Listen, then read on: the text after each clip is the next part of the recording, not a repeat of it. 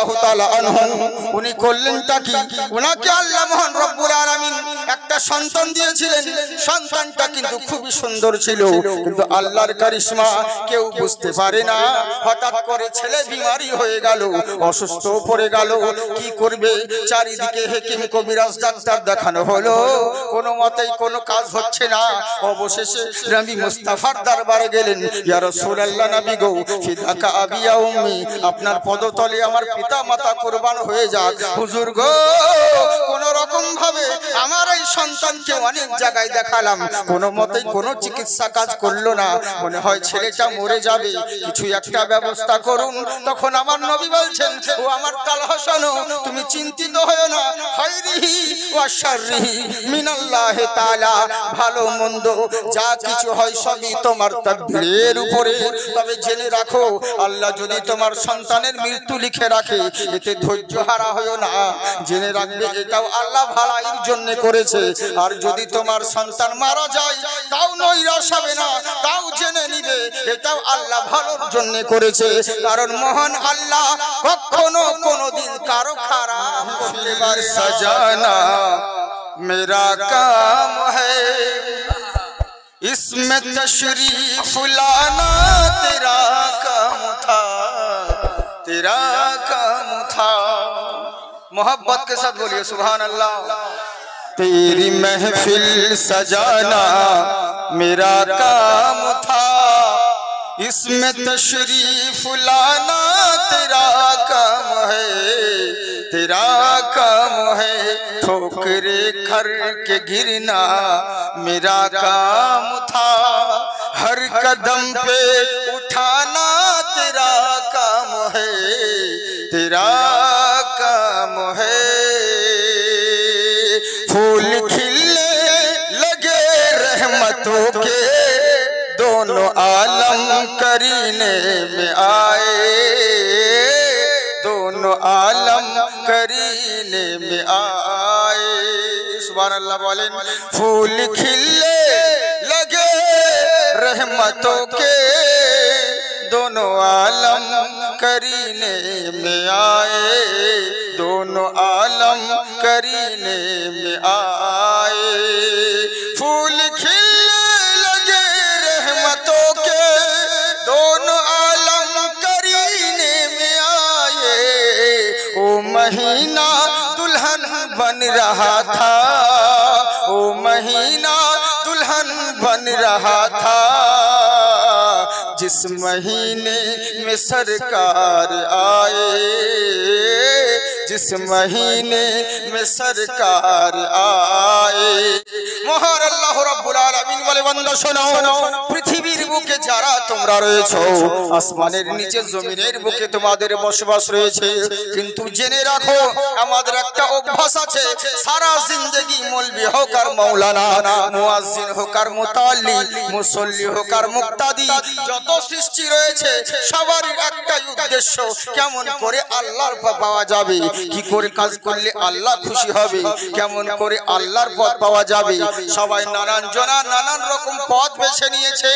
40 দিন চিল্লা করে বেড়ায়, পিকনিক করে, হাড়ি হান্ডা নিয়ে এরা পিকনিক করে বেড়ায়। জিজ্ঞেস করলে বলবে, মাওলানা আমরা শুধুমাত্র আল্লাহকে খুশি করার জন্য করি। বলে তাই নাকি? একটা মাস রোজা রাখে, 11টি মাস চিচিং ফাঁক পাত্তা নাই। ওদেরকে বললে বলবে, মাওলানা শুধুমাত্র রমজান মাস পাচ্ছি আল্লাহর রহমতের উদ্দেশ্যে, আল্লাহ পাওয়ার জন্য যত রকম সৃষ্টি আর তত রকম পথ রয়েছে। এরা সবাই একটা জিনিস পছন্দ করে, এদের সবাই উদ্দেশ্য হলো একটা, যে কেমন করে এই জগতের স্রষ্টা মহান মালিককে আমরা পেয়ে যাব। কিন্তু জেনে রাখো আমার আল্লাহ বলেন, শুধু তোমাদের চাওয়াতে কিচ্ছু হবে না, বিনিময় আমাকেও তো চাইতে হবে। আল্লাহ তুমি বলো, তাহলে তোমাকে পেতে হলে কোন পথ ধরতে হবে? তখন আমার আল্লাহ বলে, বান্দা শোনো, তোমরা যেখানে যাও না কেন, যাই করো না কেন, কিন্তু যাদের উপর আমার হাবিব রাজি রয়েছে, আমি আল্লাহ তাদের উপর রাজি আছি। শুধু তাই নয়, যদি তোমরা আমার পেতে চাও, যদি তোমরা আমার পথ ইত্তেবা করতে চাও, আর যদি তোমরা আমার পথ অনুসরণ করতে চাও, মাইয়ুতির রাসূলা ফাকাত আতা আল্লাহ, যারা রাসূলের ইতায়াত করলো, পয়রাবি করলো, তারা যেন আল্লাহর ইতায়াত করলো। একবার বলেন সুবহানাল্লাহ। হ্যাঁ, মানে দেখছি আপনাদেরকে যে কেমন, কিন্তু এখন আপনাদের চেঁচামেচি কম হলো না, সোর সারাবা হলে গন্ডগোল হয়। মাইকম্যান ভাই, তোমার মাইক ভালো তার জন্য না, কিন্তু শুধু মাইকে ইকো দিলে আর সাউন্ড হলে মাইক ভালো হয় না, যেন আমার টানতে না হয় সেদিকে চেষ্টা করবে। হ্যাঁ, গরিব মানুষ গলা ফাটাই দিও না, তাইলে যেন জোরে না বলতে হয়। হ্যাঁ হ্যাঁ, জি জি। তো যা হোক, কথা হচ্ছে কি, আচ্ছা বলুন তো বাবজিরা, আপনারা আমার কথা বুঝতে পারছেন না? একটু তোতলা ভাব লাগছে কি? একটু একটু লাগবে, আস্তে আস্তে, মানে ক্লিয়ার হতে এখন বহুত টাইম আছে, তো যার জন্য তো তবু ইনশাআল্লাহ চেষ্টা করছি, তবে একটু মনোযোগ সহকারে শুনুন। আমি আল্লাহ রাব্বুল ইজ্জাতের অমীয় গ্রন্থ কালামে মাজিদ থেকে আয়াতি কারিমা পেশ করেছি। হ্যাঁ, যে মাইয়ুতির রাসূলা ফাকাত আতা আল্লাহ, যারা রাসূলের ইতায়াত করলো তারা আল্লাহর ইতায়াত করলো। কারণ দুনিয়ার মানুষ আমরা সকলেই চাই আল্লাহর ইতায়াত করার জন্য, আল্লাহকে পাওয়ার জন্য। তো আল্লাহকে পেতে গেলে একটাই পথ, সেটা হচ্ছে নবী মুস্তাফার পথ। যারা নবীকে পেয়ে গেল তারা আল্লাহকে পেয়ে গেল। এবার আপনি বলবেন মাওলানা, শুধু নবীকে পেলে, নবীকে তো আমরাও জানি, আমরাও তো নবীকে মানি, আমরাও তো নবীকে ভালোবাসি, তাহলে কি নবীর ভালোবাসা হয় না? কিন্তু জেনে রাখো, যাকে ভালোবাসবো তার সব কথাগুলোকেও মানবো, এটাও তো নিয়ম। যাকে ভালোবাসবেন তার কথাও তো আমাদেরকে মানতে হবে। যেমন ধরুন, তবে হ্যাঁ, এটাও একটা নিয়ম, যাকে ভালোবাসবেন তার কথা তো শুনতে হবে, কিন্তু যাকে ভালোবাসবেন পিছনে থাকলে পরেই যে তাকে ভালোবাসা হয়, এটা জরুরি নয়। যেমন মাইয়ুতির রাসূলা, এর মানে হচ্ছে কি, যে আল্লাহ রাসূলের পয়রাবি করো, মানে পিছে পিছে চলো। এবার ধরুন আমার পিছে অনেকজন থাকে, তাই বলে যে ওরা আমাকে ভালোবাসে, এটা জরুরি নয়, এটা জরুরি নয়। দেখা গেল আমার পিছনেই থাকে, কিন্তু আবার ঘুরিয়ে ওই শালা আমার পিছনে আবার ফেসবুকে গালি দেয়, এরকম বহুত আছে, বুঝলেন তো? পীর সাহেব এসেছে বেরেলি শরীফ থেকে, আপনি কি ভাবছেন পীর সাহেবের সঙ্গে বহুত চামচা ঘুরে বেড়ায়, চামচারা থাকে, কিসের জন্য? পীর সাহেবকে ভালোবাসে না, নিজের ধান্দার জন্য, বুঝেছেন তো? তাহলে আপনি কি ভাবছেন যে এরা পীর সাহেবের লোক, মানে বিশাল ব্যাপার না? পীর সাহেবেরও শত্রু আছে। এবার আপনি বলবেন, ও যদি পীর সাহেব হলো তাহলে ওর শত্রু কেন থাকবে, ওর বিরোধিতা কেন থাকবে? একটা কথা জেনে রাখবেন, যে বিরোধী হবে তার ওর কাজই হলো বিরোধী করা, ও সবার সঙ্গে বিরোধী করে। দেখবেন রাস্তার যখন সরকারি কাজ আসে তখন কি হয়, সরকার কাজ দিয়েছে যে ভালো কাজ, তো আমাদের রাস্তা হবে, তখন কিছু বিরোধীরা কি উঠে যায়, এই রাস্তার কাজ হবে না, এটা এমনি করতে হবে, ওটা অমনি করতে হবে, মানে বাহাদুরি দেখাচ্ছে। তার মানে কি, মানে কাজটা হতে দিবে না, ও চাই যেন কাজটা না হয়, বুঝেছেন তো? যারা বিরোধী তাদের বিরোধী করাই কাজ। এমন সময় এসেছে এখন বর্তমান সময়, কেউ যদি দাজ্জালের বিরুদ্ধেও কথা বলে তাও বলবে, হুজুর আপনি একটা কানা মানুষের ব্যাপারে এরকম কথা বলছেন, তার বিরুদ্ধে কথা বলছেন, মানে এরকম সময় এসেছে, বুঝলেন তো? এই হচ্ছে ব্যাপার। তো কথা হচ্ছে কি, পিছনে চলা মানে যে ভালোবাসা, এটা জরুরি নয়। তবে হ্যাঁ, জেনে রাখবেন, যাকে ভালোবাসবো তার সব কথাগুলোকেও মানবো, আর যাকে ভালোবাসবো কেমন ভালোবাসবো শুধু মুখে বললে হবে না। আল্লাহর রাসূল বলেন, শোনো, হ্যাঁ, লা ইউমিনু আহাদুকুম, তোমরা ততক্ষণ পর্যন্ত পূর্ণ মুমিন হতে পারবে না, হাত্তা কুনা হাব্বা ইলাইহি, যতক্ষণ পর্যন্ত নিজের বাবা মা মিওয়ালিদিহি ওয়া ওয়ালাদিহি ওয়ান নাসি আজমাইন, যতক্ষণ পর্যন্ত তোমরা নিজের বাপ চাইতে, নিজের মা চাইতে, নিজের সন্তান আদি চাইতে নিজের নবী মুস্তাফাকে যতটা বেশি ভালোবাসতে না পারবে, ততক্ষণ পর্যন্ত তোমরা পূর্ণ মুমিন কোনোদিন হতে পারবে না। আমরা সবাই তো নবীকে ভালোবাসি, কিন্তু যখন নবীকে ভালোবাসি, কিন্তু যখন নবীর বিরুদ্ধে কোনো কথা বলে তখন চুপ করে থাকি। আচ্ছা বলুন তো দেখি, আপনার ইমাম সাহেবকে আপনি ভালোবাসেন খুবই, কিন্তু ইমামের বিরুদ্ধে যদি চার দোকানে কেউ উল্টো পাল্টা গীবত করবে, চুগলামি করবে, আপনি যদি চুপ করে বসে থাকেন, একে ভালোবাসা বলে? আমি আমার বাবাকে ভালোবাসি, কিন্তু কেউ আমার বাপকে চোর বলছে, আর আমার বাপ ভদ্র মানুষ, সুফিসাই মানুষ, কেউ যদি চোর বলে তা আমি ওকে সহ্য করবো? যত শক্তি পারবো মারবো, নাকে ঘুষো, বুঝলেন? আমার বাবা হচ্ছে একটা সুফি সাহেব মানুষ, ভদ্র মানুষ, হয়তো যদিও বা জেনারেল লাইনে থাকে, হ্যাঁ ইসলামিক লাইনে নয়, কিন্তু তবুও দেখুন ব্যাকগ্রাউন্ড দিক দিয়ে সব দিক দিয়ে তার ভালো। কিন্তু এবার যদি কোনো বলে যে তোমার বাবা অভদ্র, আমি তো সহ্য করবো না। তো তেমনি আমরা নবীকে ভালোবাসি, কিন্তু নবীর বিরুদ্ধে যখন এখন প্রকাশ্যে সোশ্যাল মিডিয়ায় নানান জনা নানান রকম কথা বলে, তখন আমরা চুপ করে যাই। ওরকম ভালোবাসলে হবে না ভাই। তাহলে তুমি কেমন ভালোবাসো যে বাপের কথা বললে সহ্য হয় না, তোমার নেতার কথা বললে সহ্য হয় না, আর নবী মুস্তাফার শানে বরখেলাফি কথা বললে পরে তুমি চুপ করে বসে যাও। তার মানে বোঝা গেল এখনো তুমি পূর্ণ মুমিন মুসলমান হতে পারোনি। এবার আপনি বলবেন হুজুর, নবীরকে নিজের সন্তান, নিজের আওলাদ, নিজের বাপ মা সবার চাইতে কি ভালোবাসা যায়? এখন ডিজিটাল যুগ, এখন কি ওরকম ভালোবাসতে পারে? এগুলো মুখে বলতে হয়, কিন্তু কাজে কেউই বলবি বলুন আর মাওলানা বলুন কেউই ভালোবাসতে পারে না। ও শুধু মুখে বলতে হয়, বলে যায়। কিন্তু শুনুন সাহাবায়ে কেরামদের জীবনী শুনুন, তিনারা সন্তান চাইতে, বাবা মা চাইতে, সবার চাইতে নবীকে ভালোবেসে দেখিয়েছেন। এখন এবার কিছু মানুষ বলে হুজুর আমরাও যদি নবীর সময় থাকতাম না, নবীর জামানায়, তাহলে আমরাও ওরকম নবীর জন্য জীবন দিয়ে দিতাম। ওকে জিজ্ঞাসা করেন যে নবী মুস্তাফার জুলুসের জন্য 500 টাকা চাঁদা দে, সহজে বের করতে পারবেন না। যদি বলি নবী মুস্তাফার উরুস হবে, জলসা হবে, তিনার শান বয়ান হবে, একটা রাত্রি কুরবানি কর, সহজে বলাতে পারবেন না, বিভিন্ন অজুহাত দেখাবে। তাহলে চিন্তা করুন, যেই লোকটা একটা রাত কুরবানি করতে পারেন না নবীর জন্য, সে বলছে আমি নবীর সময় থাকলে জীবন দিয়ে দিতাম। আবে আল্লাহ জানে যে তোর ওয়াকাত নাই, যোগ্যতা নাই বলে তোকে নবীর সময় পাঠাইনি। যদি তোর ওই যোগ্যতা থাকতো নবীর সময়তেই তোকে পয়দা করতেন, তাই তো? ওই ওয়াকাত যোগ্যতা নেই বলে এখন তোমাকে দুনিয়াতে সৃষ্টি করেছেন, পাঠিয়েছেন। তো বোঝা গেল যে এখন আমরা মুখে বলি যে নবীকে সবার চাইতে ভালোবাসতে হবে, কিন্তু আমরা বলি এগুলো সম্ভব নয়। কিন্তু সাহাবায়ে কেরামরা করে দেখিয়েছেন। কেমন চিন্তা করুন, হযরতে আবু তালহা রাদিয়াল্লাহু তাআলা আনহু উনি করলেনটা কি? উনাকে আল্লাহ মহান রব্বুল আলামিন একটা সন্তান দিয়েছিলেন। সন্তানটা কিন্তু খুবই সুন্দর ছিল, কিন্তু আল্লাহর কারিশমা কেউ বুঝতে পারে না।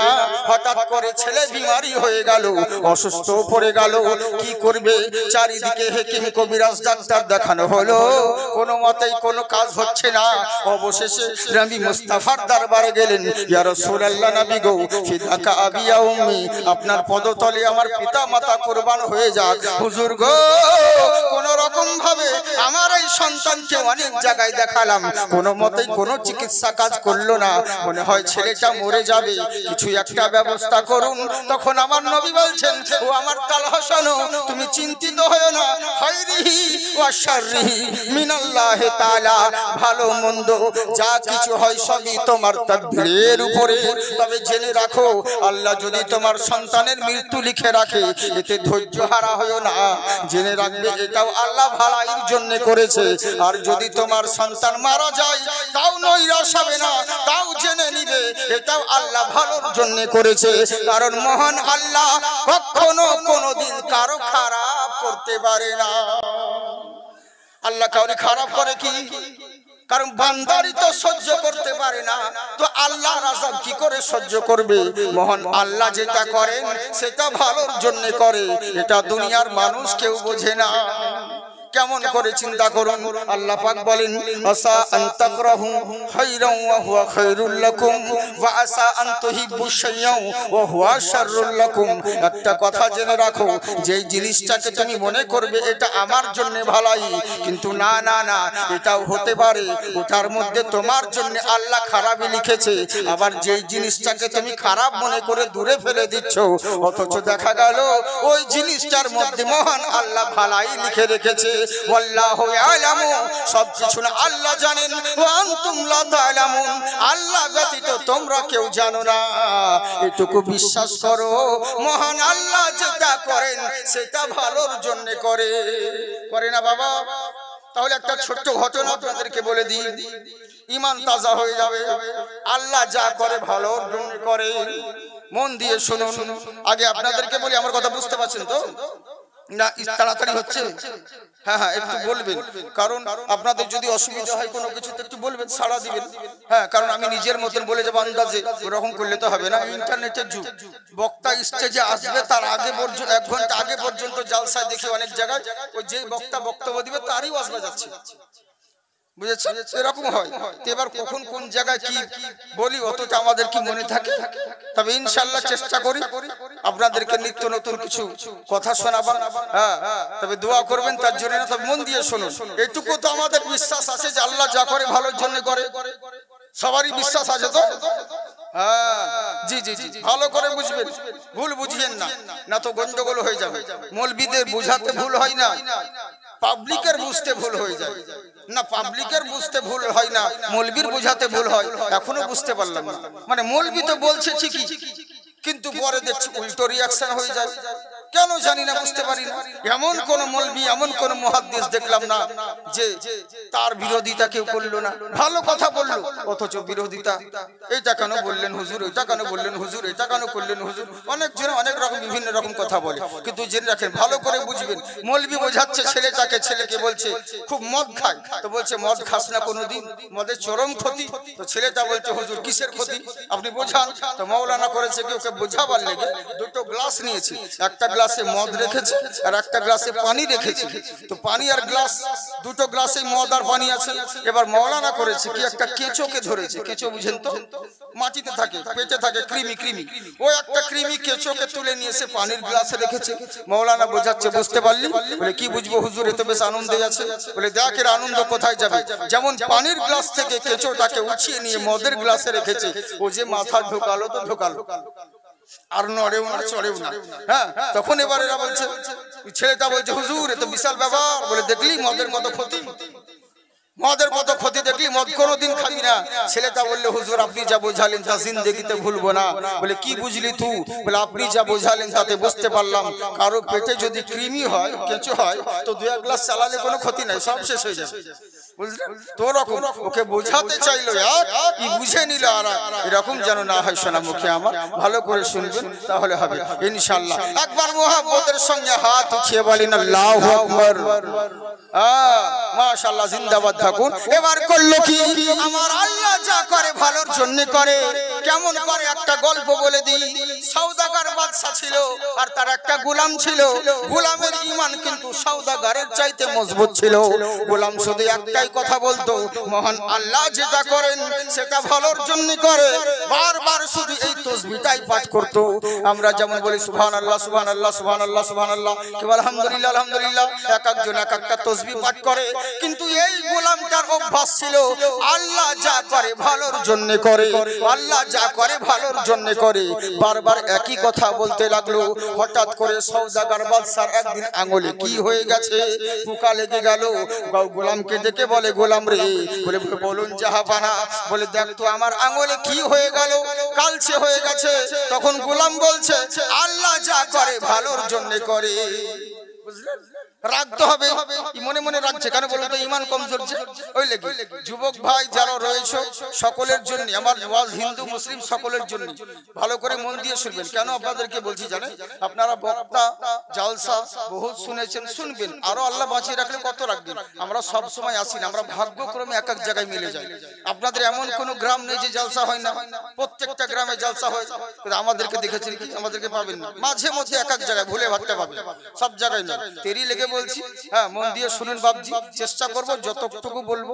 হ্যাঁ, আল্লাহ পাক যতটুকু বলবে যেন লাখ টাকার চাইতে দামি কথা বলতে পারি। কেন বলুন তো, বক্তাদেরকে এত আমরা সব সময় আসি না যেহেতু, তো মধ্যে মাঝে যখন আসি এক একবার, ওই বক্তা যদি কিছু দিতে নাই পারলো, আপনি রাত জেগে কষ্ট করে ঘুম কামাই করে জালসা শুনবেন, আপনারা যদি কিছু দিতে নাই পারলেন, ওরকম জালসা শোনার থেকে বাড়িতে বইয়ের কাছে ঘুমিয়ে থাকলে বেশি নাকি বাকি। অতএব আপনাদের যেন সময়টা নষ্ট না হয়, বুঝলেন? এদিক সেদিক করে আমরা সব পারি, কিন্তু ওরকম করব না। বুঝলেন? কি দরকার ভাই সময়কে নষ্ট করার? আমাকে 2 ঘন্টা বক্তব্য ব্যাপার, বুঝলেন? কষ্ট করে আপনারা এসে বসে আছেন, আপনাদের কেন সময় নষ্ট করব বাবজি আমার? আর আপনাদেরকেও বলবো, নিজেও শুনুন, অপরকেও শোনার সহযোগিতা করে দিন, বুঝলেন তো? তাহলে সুবিধা হবে। এরই জন্য বলছি মন দিয়ে শুনুন। একবার হাত উঠিয়ে বলেন আল্লাহু আকবার। মাশাআল্লাহ, 2 হাত তুলে বলেন ইয়া রাসূলুল্লাহ। माशाअल्लाह, तुम अपना दामन बिछा के मांगो, हुजूर देंगे जरूर देंगे, हुजूर देंगे जरूर देंगे। दिलों को कासा बना के मांगो, हुजूर देंगे जरूर देंगे। तुम तुम अपना दामन बिछा के मांगो हुजूर देंगे जरूर देंगे। এই যে কষ্ট করে আছেন এর মর্যাদা এর দাম দুনিয়ার কোনো মূল্য না দিলেও রাসূলুল্লাহ দিবেন, বুঝছেন?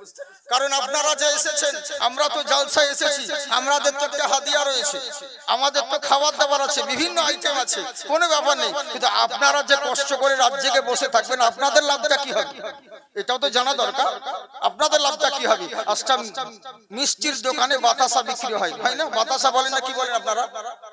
বাতাসা বলে, জি। তো ওই মিষ্টির দোকানের বাতাসা কোনোদিন কি কোনোদিন আপনারা এই গ্রামের লোক মিষ্টির দোকানে বসে বলেছেন যে ভাই আমার বন্ধু এসেছে, এক প্লেট করে বাতাসা দাও, বা শ্বশুর বাড়ি যাবো 1 কিলো বাতাসা দাও, বলেছেন কি? কখনো বলেননি। কেন বলুন তো? ওরে খাওয়া তো দূরের কথা, বাতাসার দিকে তাকিয়ে পর্যন্ত দেখেননি। কেন?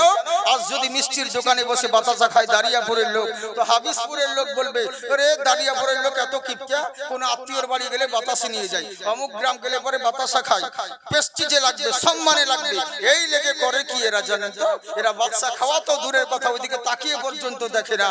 কিন্তু বাতাসা বলছে আরে শোন, আমার মর্যাদা আমার সম্মান দেখতে গেলে ওই মিষ্টির দোকানে দেখিস না, আমার সম্মান দেখতে গেলে পরে জুম্মার দিন মসজিদে যাস, কোন মিলাদের বাড়িতে যাস, আরে আমাকে নেওয়ার জন্য বাচ্চা তো বাচ্চা, বুড়োরা পর্যন্ত কাড়াকাড়ি করে, তখন আর বাতাসা থাকে না, সিরনি হয়ে যায়, তাবাররুক হয়ে যায়।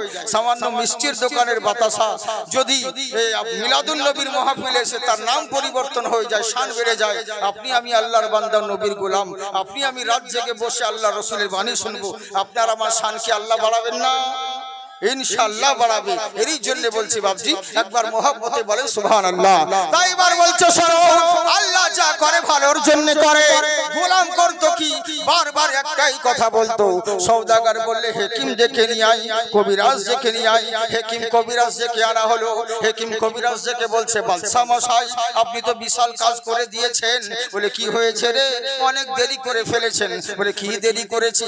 বলে আঙুলটা আপনার শুধু ওই জায়গায় নাই, এখন পুরো ইনফেকশন পুরো আঙুলে ছড়িয়ে গিয়েছে। যদি জীবন যাপন করতে চান ভালোভাবে, জীবাণু মুক্ত যদি জীবন যাপন করতে চান, আপনার এইটুকু কাটলে হবে না, পুরো আঙুলটাই কেটে বাদ দিতে হবে, নইলে পুরো শরীরে ছড়িয়ে পড়বে।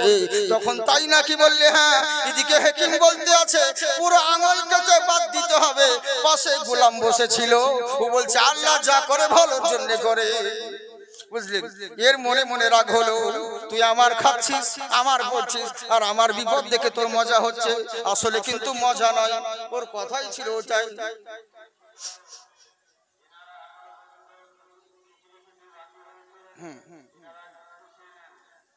জি জি জি যান, জিনারা এখনো পর্যন্ত খেতে বাকি রয়েছেন, আপনারা খেয়ে নিন।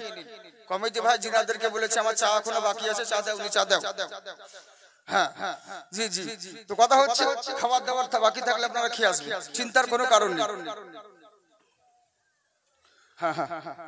তো এবার করলো কি বুঝতেই পারছেন তো?